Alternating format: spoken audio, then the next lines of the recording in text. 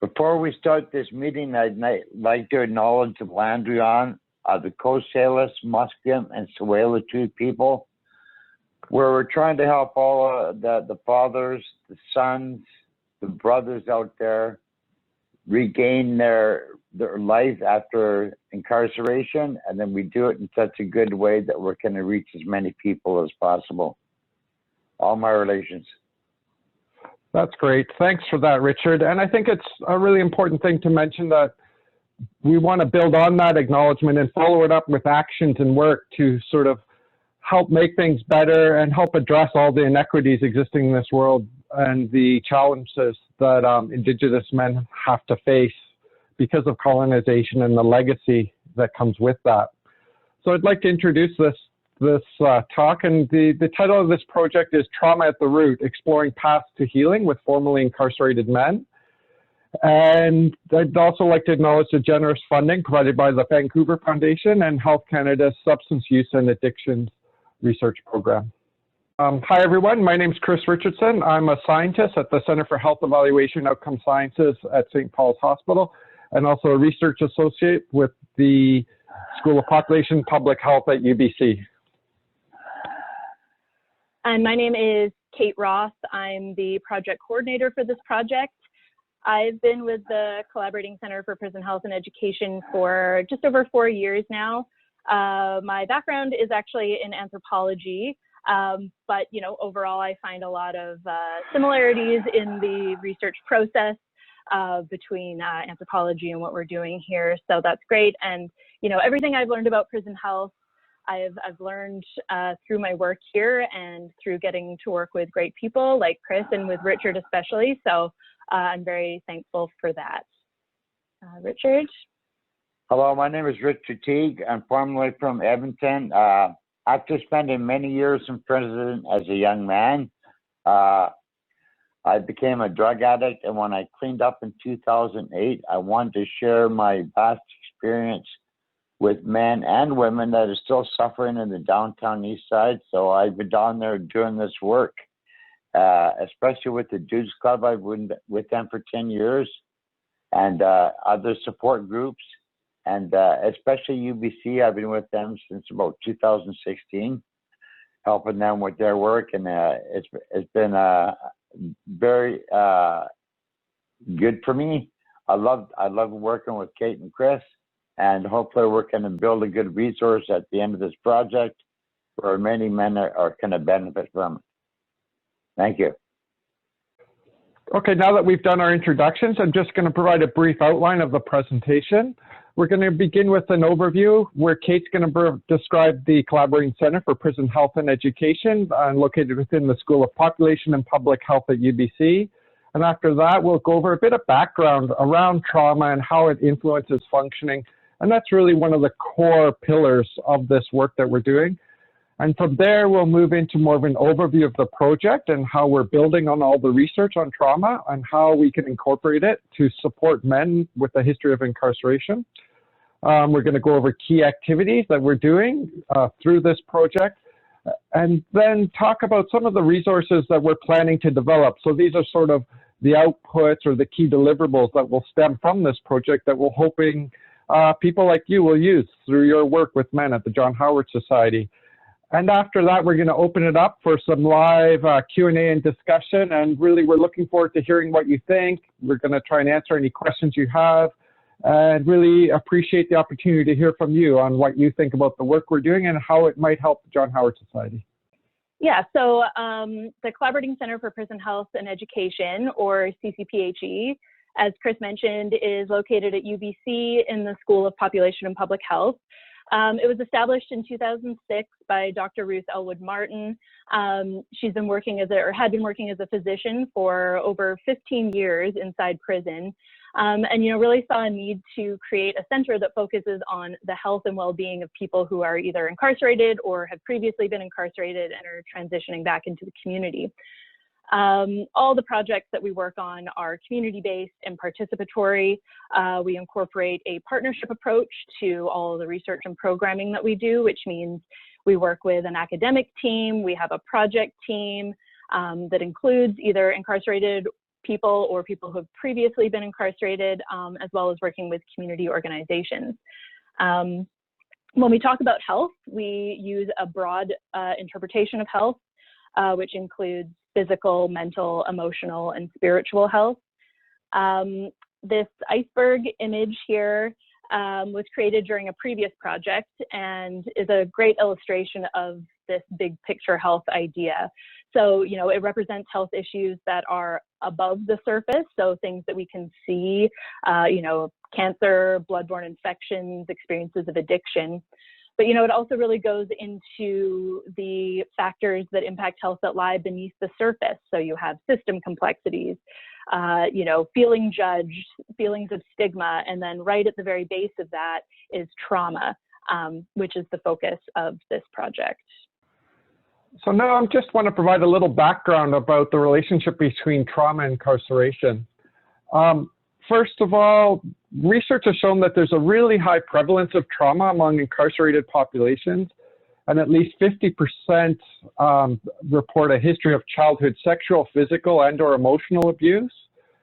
And you can also think that being incarcerated in and of itself is being seen by some researchers and advocates as a form of trauma, that all the stress and the threatening environment and what goes on while being arrested and while being incarcerated can sort of act as a traumatic experience and have some of the same impacts as other forms of traditional trauma that come to mind.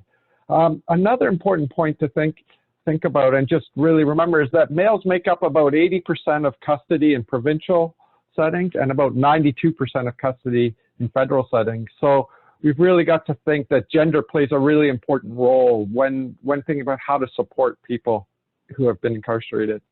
One other point we want to discuss, and we always want to think about, is the overrepresentation of Indigenous peoples in Canadian prisons. While there is a slight trend towards reductions in the number of people being incarcerated, we're seeing actually an increase in the extent to which Indigenous people, the proportion of people in prison who are Indigenous. And in a sense, you can see this, you can almost think about it as an extension of residential schools, in that the system is sort of sucking up people into prisons at a higher rates among Indigenous populations. So that overrepresentation is just getting bigger for Indigenous people in Canadian prisons. And the last point I want to briefly discuss is there's a lot of evidence and support, and I'm sure as people who work directly with men with a history of incarceration, the close links between trauma and substance use and incarceration. Many people are incarcerated for substance use either directly or indirectly, so it's either activities related to substance use that lead them to be incarcerated, and that there's overwhelming evidence about the close relationship between both childhood and more recent trauma and the use of substances, often as a means of coping, and then that coping sort of evolves over time into sort of much more problematic substance use, and we're going to be going over that relationship shortly. But those are some key background issues that we need to think and really consider carefully as we go through this research. Now I just want to provide a bit of background on the process of trauma. And I'd just like to mention that the clinical experts on our team who have a lot of experience working with trauma, especially among men, have been very clear to say that not all traumas stem from one or more extremely negative, intense, overwhelming events that lead to the development of a clinical condition such as post-traumatic stress disorder. Rather, the experience of traumatic stressors in childhood and adolescence, as well as in adulthood, can impact emotional and physical functioning later in life in a range of ways, particularly in the way people respond to stressful situations. And these don't all meet the classic clinical definition of post-traumatic stress disorder. The nature and intensities of these impacts can vary greatly from individual to individual. And this more nuanced approach is gaining a lot of traction, especially among researchers working with Indigenous communities, where there's a lot of interest in sort of theories of complex PTSD and historic trauma. Now, these frameworks take into account more complex effects that come from chronic exposure to a range of traumatic stressors over time. They also extend beyond the experience of individuals to reflect the impact of experience on communities of people. And where it's really gaining a lot of interest is studying the impact of colonization on generations of Indigenous people in Canada. So this more nuanced approach is really looking to see how trauma affects different populations and different individuals in their own unique way. Now in the diagram, the first point I want to go through, or the first step, is generally thought of as some sort of traumatic event. And it has to be quite intense, and it has to overwhelm or be really impactful and sort of really challenge all the coping and resources that someone might have. And what this challenge does, it can trigger a response. And these are broken into usually three categories: fight, flight, or freeze. And these responses come with altered states of consciousness, body sensations. We hear of numbing. We also hear of hypervigilance, hyperarousal. And on the other end of the spectrum, we hear of total collapse, where the body and brain just give up and say, look, it's less stressful for me just to give up and let everything happen to me without trying to process anything. Now, the experience of a traumatic event and the response to that traumatic event leads to sensitized nervous systems that can be really, really sensitive and pick up experiences. It also leads to changes in the brain, and you sort of have these pathways and responses to how the brain responds to stimuli. And it also changes links between the brain body, so you get these connections between the physical body and thoughts and emotion. Now, what happens once these pathways and the sensitized nervous system have been established as a result of the traumatic experience and the response to that trauma, those changes in the brain and body maintain long after that traumatic event. And what can happen is psychological and physical distress long after those events can trigger emotional or physical responses. So these triggers might be a stressful situation. It might be distinct reminders of trauma. So it could be walking down a street in the same location or in a very similar location. It could be sensations like smell, noise, lights. It can be images, so from a movie, or it could be certain behaviors that sort of trigger that emotional response. It can be a certain emotional state, and it can be just really distinct memories of events. And what these triggers or states do is they trigger really intense emotional and physical responses. And they can be in the form of what clinicians call retreat. So people might experience a trigger or a really stressful situation, and the emotional or physical response can be in the form of retreat. They can go into isolation. They can go so far as dissociating. You can have depression and anxiety. Another set of emotional and physical responses is related to harmful behavior to self. So this can be substance use disorders, eating disorders, deliberate self-harm, and suicidal actions. And substance use in particular is often used as sort of a way to manage the consequences of trauma. And at some points early on, maybe it is the only effective tool they have to get through the day and manage the sequelae of traumatic experiences. But in the long term, it can be very damaging. Another bundle of responses involves harmful behavior to others: aggression, violence, rages, and threats. And again, people that have been through trauma, sometimes their brain learns that the only way they got through that trauma is to respond really aggressively and really violently. And their brain learns that sort of hypervigilant and quick response to any threat. And maybe they didn't respond that way when they were going through traumatic events, but that past experience triggers almost a protection, a violent response to any threat. And it's without really cognitive processing. It's almost automated, and can get them in a lot of trouble. It's self-protective, really primal response to threat or stress. And lastly, there are physical health issues related to lung disease, heart disease, and obesity. So these constant sort of elevations in heart rate in response to stressful situations or reminders of past traumas can set the heart racing. It leads to contraction of blood vessels, so it contributes to heart disease. It can influence metabolic pathways and contribute to obesity. We're just starting to understand these things. So as you can see, it's really a complex process, and the important point is that it's really a nuanced thing to look at, and the impact really varies from one person to another, and trying to figure out how they can pick the pieces that really relate to their situation and identify how they want to go forward and sort of develop and improve the way they cope with stressful situations in the future is the key, and something we're trying to do with this project. Okay, so now that we've talked a bit about the process of trauma and the extent, we talked previously about how common it is among men with a history of incarceration, we're just going to talk a bit about the response to that situation. And one of the things that has come about is this concept or this approach called trauma-informed practice. And really what this researchers and frontline workers and various counselors and clinicians sort of came up with this idea that because of the extent to which they see people with trauma and how it affects how they respond to stress and stressful situations, and those might even be people trying to help them, they develop these principles of what's called trauma-informed practice. And really, this type of practice aims to identify trauma and its symptoms among people. So in this case, it would be inmates or formerly incarcerated men. So really having staff being aware and be able to notice the signs of trauma, and it shows up by how they might respond to stress, how they might be hypervigilant, or how they might self-isolate or really retreat from situations. So just having staff recognize and be able to see those signs. The other part of trauma-informed practice is sort of to train staff to understand how the experience of trauma can impact how people respond to stress. And really, part of this is to help them provide supports to people and tailor the way they interact with people.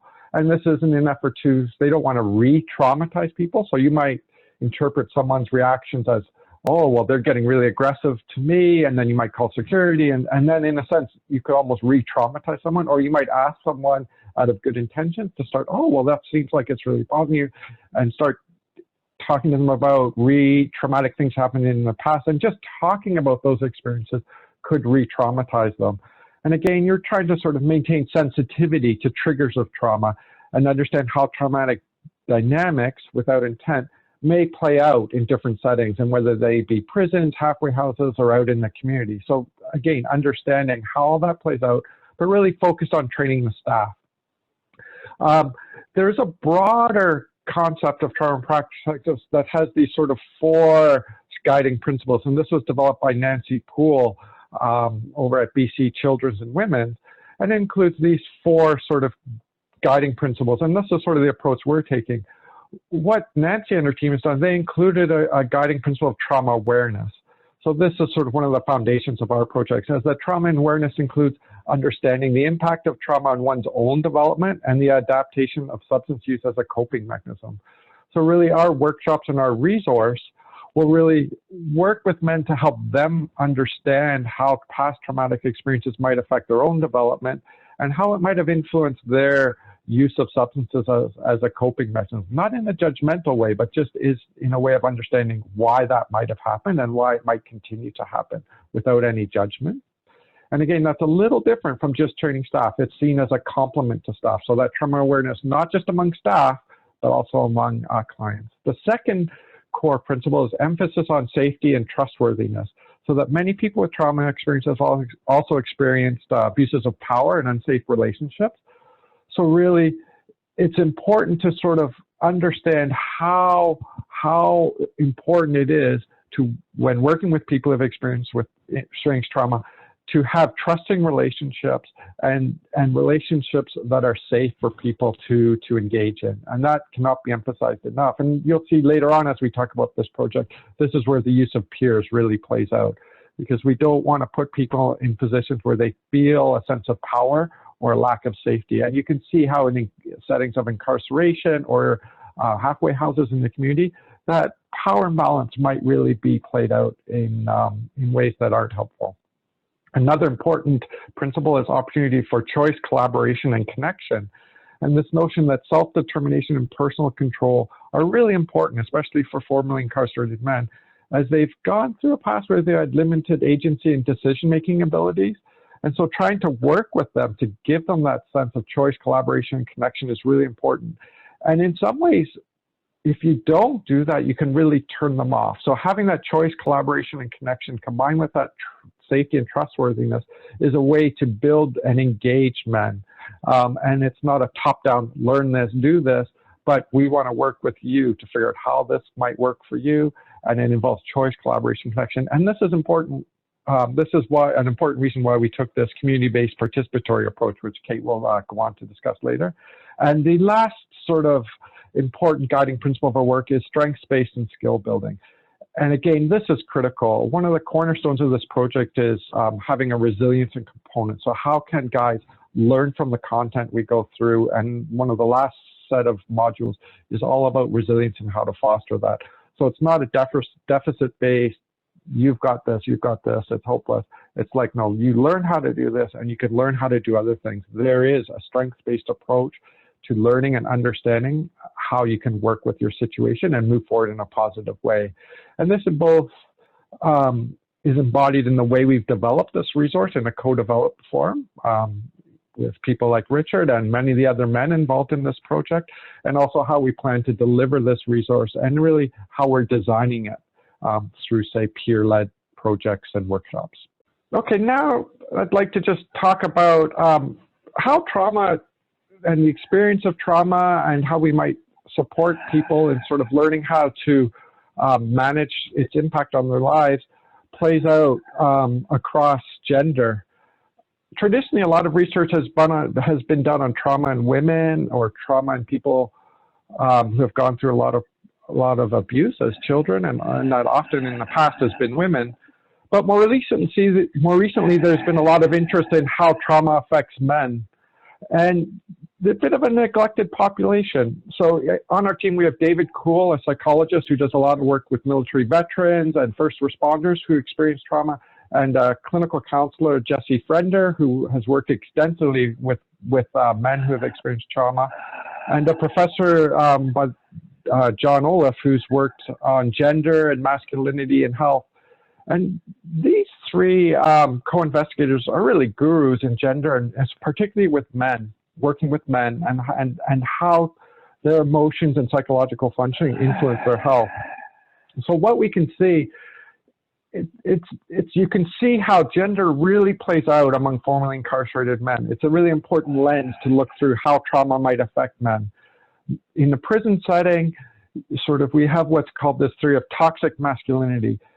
This sort of male cultural norm of being strong and aggressive and not showing emotions and putting up a brave front are sort of really emphasized in a setting of incarceration or in community settings where there might be a lot of violence. Is that men, those responses, these sort of toxic masculinity responses, are really emphasized and become an important survival strategy. And this plays out because these are these very responses that may have been important mechanisms that help them get through and survive traumatic events in the past, may in current situations in the community prevent them from getting help or lead to problems in how they integrate back into society in a healthy way. So trying to understand how that plays out from this notion of a men's perspective and how toxic masculinity plays out, especially given the history of incarceration among men, is really important. Yeah, moving on to the project overview. As Chris said, this project is titled Trauma at the Root, Exploring Paths to Healing with Formerly Incarcerated Men. We're funded by Vancouver Foundation as well as Health Canada's Substance Use and Addictions Program.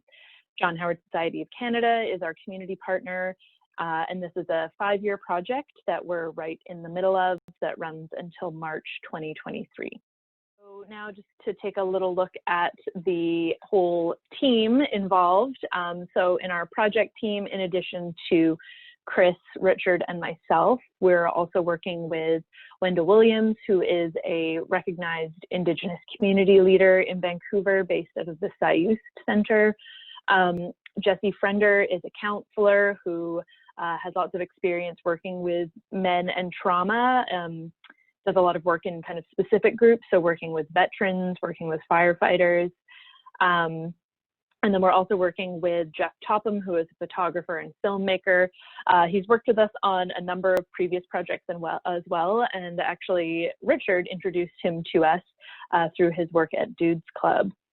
And then we have a great research team working with us as well. So we have Catherine Latimer, who is our community partner. Then Ruth, as we mentioned, she developed ccphe and extensive experience working with people incarcerated or people who have previously been to prison.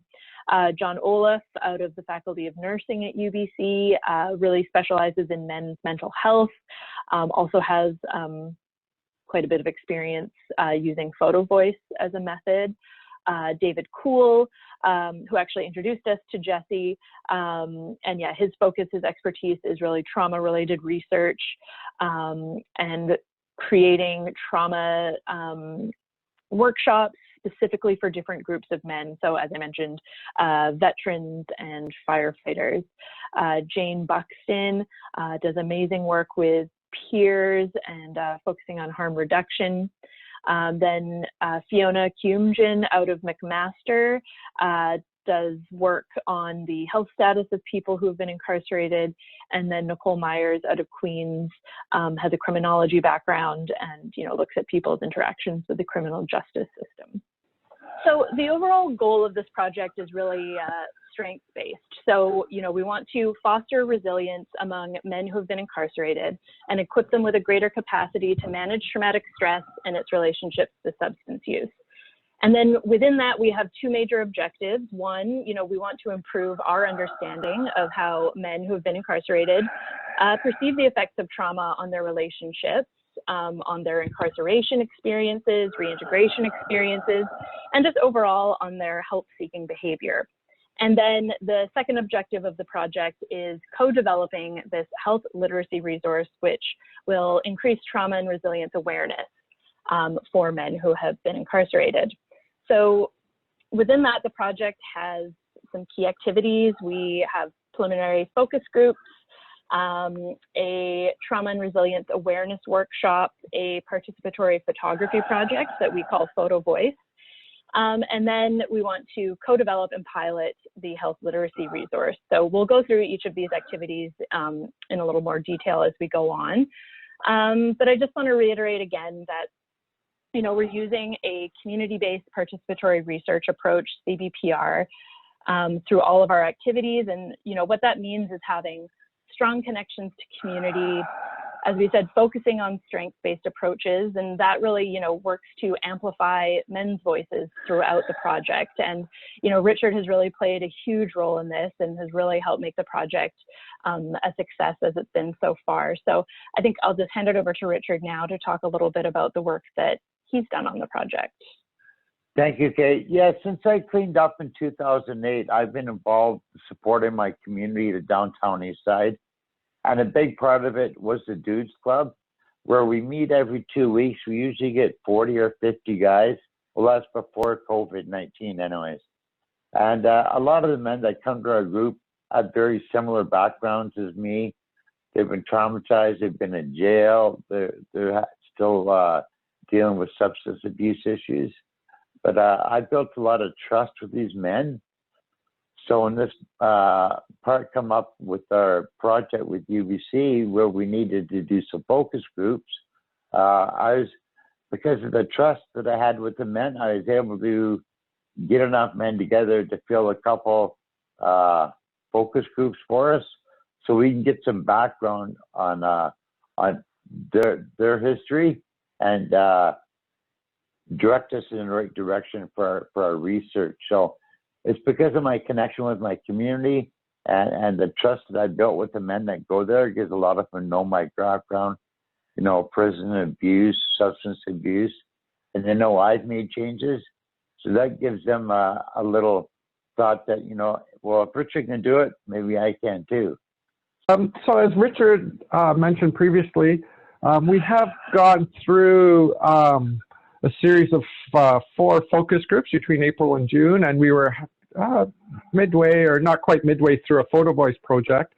But based on the focus groups, we've got some preliminary information, and we'd just like to share. So the focus groups are interesting. They started with a timeline activity where people sort of drew a timeline, and just one end was today, this is where you are today, and the other point was when you were born, and they just wrote specific events that happened in their lives that were really important and pivotal, either in positive and negative ways. It was a great way to start the groups. It was a way for guys to just reflect on their lives and write things down in a safe way as a first step that they could then share in subsequent discussions. And then that was followed by sort of a 1 hour, 1.5 hour group discussion, a small group discussion. Richard was there. We had Wendell, who's a very respected First Nations leader in the community, who most of the men know, and Jesse, who led this discussion, who's a trained clinical counselor. So we did record all these sessions, and we looked at all the transcripts and analyzed them. And some of the key themes that have emerged that were really important to men sort of in overcoming stressors, day-to-day stressors, once they were out in the community. So once they were no longer incarcerated and were out in the community or in halfway houses, trying to navigate reintegration. So the key themes that were associated with successful, like with success once they're in the community, were sort of connecting to culture. And this was really important among our Indigenous folks. 84% of the people who joined the focus groups were, 72% self-identified as Indigenous, so that connecting culture came up repeatedly as really important. Another theme was finding purpose. And this was really interesting. What a lot of the guys said, finding purpose, it wasn't just getting a job, but it was doing something meaningful. And it might just be helping people for no pay at all, but that finding purpose in their life, and it could be through work or through volunteering or just doing something meaningful and purpose, was really important. And how they found that varied from guy to guy, but that was an important pivoting point and helped them sort of a key theme that would lead to sort of successful living reintegration. Keeping busy came up frequently, especially for those who had issues with substance use. Keeping busy, not having too much time to be sort of in your head came up several times. Just always having something to do, and just the importance of that just played out repeatedly.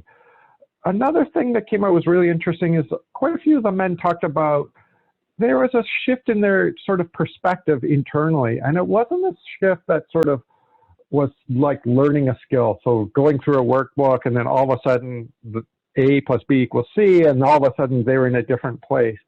It was something triggered a shift in how they looked at their situation and how they're going to go forward. And it was that internal shift in perspective. It's almost like the penny dropped, we might say in lay language, that we want to help promote. I mean, our workshop and resource won't drive that by itself, but the literacy and the learning that comes from it might provide men with some insight to understand their past experiences and how that influences their present behavior, and connect the dots in a way that helps promote that shift in perspective and taking a more resilient, strength-based approach going forward. And again, it would just be the start of that journey, and hopefully the resources are in place that could support that, and they will be in a position to take advantage of those resources. Another thing that came up was humor. It was repeatedly mentioned as a useful coping skill, and that things are so tough sometimes you have to sit back and have a bit of sense of humor, otherwise it's just too tough. So having a sense of humor was really important. And the last thing that came up repeatedly was the importance of connecting to peers and connecting to people that you trust, both in socializing, but also in any sort of help seeking or resource seeking. Having trusted people that you could talk to, and peers came up a lot because they, I think the phrase they understand or they get it, where some people you might ask for resources from don't get it. The importance of peers or support workers that understand what they'd been through and connecting to them in navigating things was really important, and also for social reasons too. Being with people who understood where you were coming from was really important. So I'll just pass things over to Richard if you want to comment on any of these things from your perspective, Richard. Yeah, well, working with the Dudes Club, I've been doing it for 10 years, and a lot of people know my history of incarceration, drug abuse, recovering addict. So a lot of men have trust in what I say, and they believe in what I say. So when this project come up with UBC, and we're looking for people to do workshops, a lot of people ask me, are you going to be there? So yes, I'm going to be there. So what Chris was saying that come up as part of our results, people need to feel safe and they need to feel that they can trust who they're speaking with. So I was sitting on these projects, and a lot of men were always looking at me when questions were answered, but these were important for our research to find and listen to other people's history. What worked for them to get them to where they are? A lot of it was culture, trust, and finding a purpose in life. I know when I cleaned up, I had to find a purpose or I would have went crazy, because like Chris had mentioned before, you don't want to spend too much time in your head. You need to find a purpose when you get up in the morning. This is what I need to do. And I think a lot of that come out in our meetings with the guys. But I was fortunate that I had the connection with the Dudes Club, that a lot of people had faith and trust in me, that they're willing to get on board and share some of their stories. And I think that's what made our focus groups useful for our research. Yeah, that's great. Thanks for that, Richard. And I think people can hear your voice, creating that atmosphere that this is non-judgmental, like whatever you've been through, it worked for you to get you through to today, and you're alive and you're doing okay. You're still alive. You've got a lot of choices and opportunities ahead. It's just figuring out how to take advantage and move forward. And I think we learned very quickly that having that sense of trust and having people like Richard involved was key to guys engaging with this work. Some of the guys, the phrases that came up is, what we don't want is another workshop or workbook to get all programmed up, because quite a few, some of the guys in our workshops had gone through required programming as part of being a violent offender or something like that about managing emotions. But what they said is, because it was a forced thing that they go and tick a tick box, they didn't seem to engage. And some of them had been through multiple times, and maybe after the third or fourth time, something clicked. But they said a key part is going through that process with someone they trust, and whether it's a peer or a worker or a nurse that they really connected with, that seemed to make a huge difference in terms of their engagement with their material and them sort of thinking about it and pulling out the pieces that might work for them and help contribute to that shift in internal perspective that guys mentioned. That was key. If we can help make that happen by just providing information in a trusting way, that they can pick the pieces that maybe help inform them in a way that sets up that shift in perspective, that gives them purpose, that supports sort of a resilient, strengths-based approach going forward. I think that's key to this project. And we're really excited. We think we've really stumbled onto something that has a lot of potential. So, looking at the remainder of the project and where we are now, we're right in the middle of delivering the Trauma and Resilience Awareness Workshop. And we've also begun the photo voice component. So we want to engage up to 30 men in the workshop overall. We're about halfway there. We've run the workshop twice to 15 men, and then we've had to pause due to COVID. We'll run some additional workshops when it's safe to do so.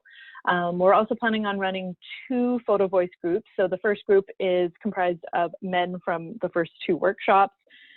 We were able to hold about 4 sessions between February and March, and then when we're able to, we will have another few sessions with that group and then hold a full second group with men from the additional workshops. So, we're hoping to get that completed all by the end of this year. And then, the remainder of the project is really focused on developing and piloting the health literacy resource. So now I'll talk about the workshop in a little bit more detail. So we've worked with Jessie, the counselor, to create this short, about an hour and a half long workshop titled Making Sense of Traumatic Stress and Resilience, a primer for formerly incarcerated men. The main objectives of this workshop are to provide some health education information, begin to draw connections between substance use and trauma, and introduce guys to the concepts of trauma and resilience informed practice. So we've created 4 major components, 4 sections of the workshop. So we start with describing what trauma and traumatic stress is and how it works. Then we move into discussing where trauma comes from and what actually causes traumatic stress.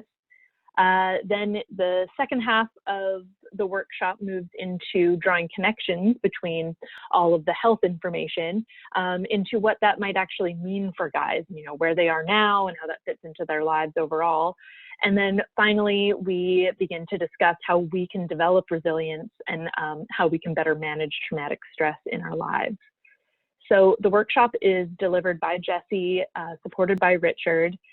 Wendell, our Indigenous community leader, he was involved in the development of the workshop, but you know, his time is in really high demand, so he participates when he can. But you know, we do think it's really important, his involvement in the workshop delivery as well.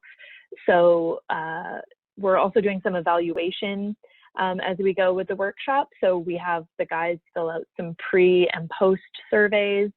And then we've also built in time for some small breaks as well as a larger break in the middle where we have a meal together. So from start to finish, the whole thing takes about 3 hours to deliver.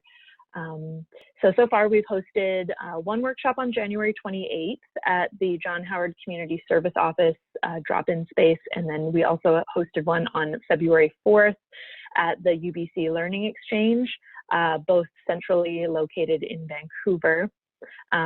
We worked with Teddy Chan at John Howard to invite peer support workers and John Howard clients to participate. And then Richard again did amazing work promoting the project, promoting the workshop, and signing up participants through Dudes Club. Overall, we've delivered the workshop to 15 men so far. And as I said, we're intending to reach up to 30 men by the end. Overall, we've had a great response to the workshop. We're collecting feedback from the men, and you know, they're telling us that they want to know more about the topics that we've introduced. And you know, as the title says, this workshop is really intended to be a primer on these topics, and then with the intent that the actual resource that we develop is going to delve into each of these topics in more detail. So the men who participate in the workshop are then invited to explore these ideas a little bit further through this participatory photography component that we're calling Photo Voice. Just as a very broad definition, Photo Voice is the combination of photography and social action. So Photo Voice really works to amplify the voices of people who don't normally get a say in policy decisions. So by providing them with cameras in order to, you know, document and share their life stories, they're able to share those stories with people who might not get to hear those things normally. So we see the workshop as an opportunity for participants, for guys to gain knowledge that is relevant to their lives, or, you know, also the lives of other men that they know. And then the Photo Voice component is a little bit more of an active component. So it's an opportunity for the participants to, you know, really be able to express what that knowledge means to them and how it makes sense for them in their lives. So we developed the Photo Voice curriculum with Jeff, the photographer. And then over the course of several sessions, we're planning on 5, but we've also left room for it to be flexible if we need to add an extra session, if that feels right. So, you know, Jeff provides an introduction to photography basics, and then we go over how to actually use the cameras. So we provide everyone with a digital camera. At the end of each session, the guys get a photo assignment, and then we discuss that assignment at the beginning of the next session.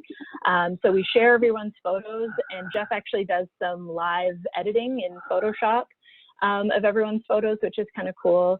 And then the final session will be an individual interview with each participant. They will speak to some of their photographs a little bit more specifically and in detail through an interview. So far we have 7 guys, including Richard, who are participating in our first Photo Voice group.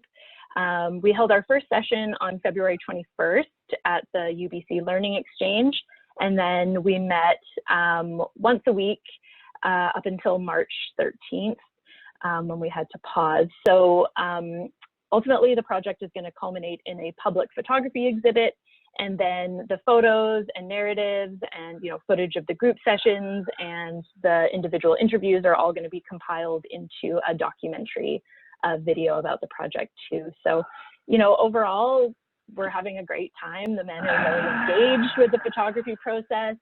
And we think, you know, we're really on our way to creating some great content for the exhibit.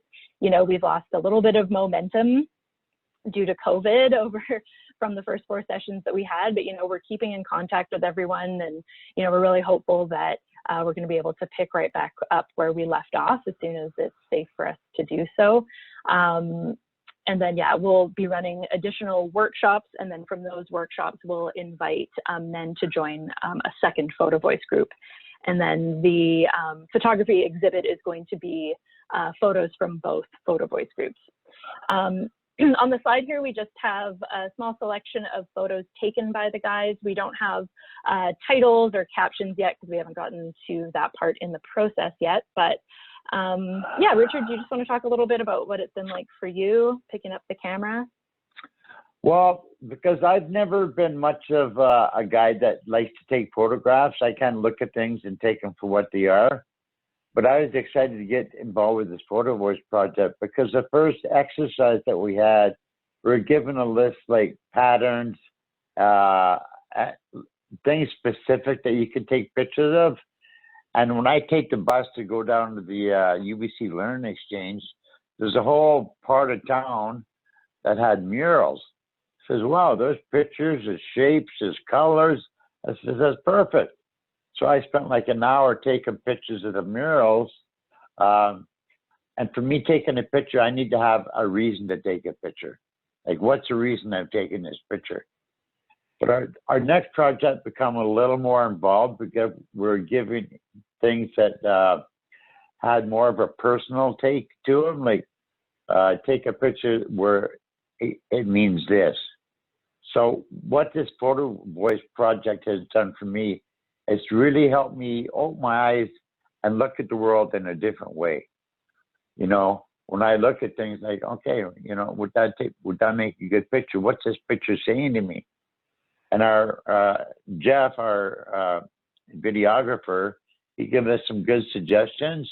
So it's really helped me open my eyes to the world around me. You know, it's this whole project is done. But I've really enjoyed it. It's got me into taking more pictures and looking at things differently. And it's sad that it was interrupted.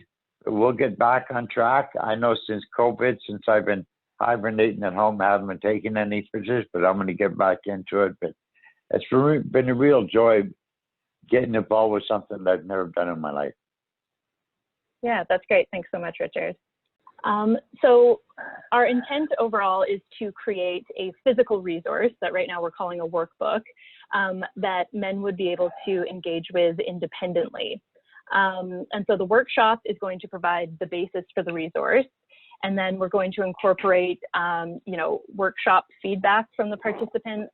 We're hoping to include photos and maybe some narratives from the Photo Voice project, which will, you know, really help weave in men's voices into the resource. And then what we're going to do is we're going to invite the Photo Voice participants. So we'll invite the Photo Voice participants to join an advisory committee. So, and Jesse, the counselor, is also going to be involved in the committee. And then we're going to build that resource out section by section. So if the workshop is kind of a primer overview of all the topics that we want to include, then we're going to look at, through the advisory committee, building those topics out in more detail for the resource. And as, you know, Chris brought up about the focus groups, you know, hearing guys in the focus groups say that they've had this internal shift in perspective and the desire to change is really important for us, because our resource is, you know, focused on men connecting or reconnecting to themselves. So, you know, the resource is focused on raising awareness about trauma and, you know, helping men connect their past experiences to where they are today and, you know, maybe where they'd like to go in the future. And, you know, Richard and Chris also talked about in the focus groups the importance of being able to connect with peers in kind of a trusting environment. So, we really want to explore how the resource content could also be delivered in a peer-to-peer group setting. So, maybe the content of the workbook could be delivered as a facilitated discussion. And we know that many organizations like John Howard have peer programs. So we want to explore how our resource could be incorporated and used within those existing programs. So we're using what we call an integrated knowledge translation strategy to work with organizations throughout the project to determine, what sort of resource would be useful to them. So of course, we want to engage men themselves to ensure that we're creating something that is helpful and meaningful to them, but we also want to make sure that we're creating something that will actually be implemented by the organizations who are working with men.